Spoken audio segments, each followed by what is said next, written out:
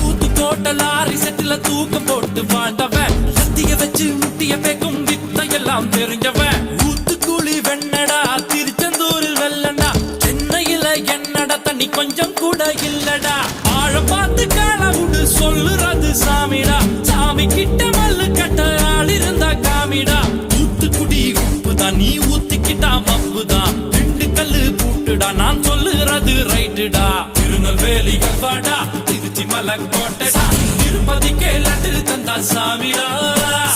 இருட்டு கட்ட அல்வாடா இட்லி கட்ட ஆயாடா உருட்டு கட்ட சத்தம் கெட்ட சாமிடா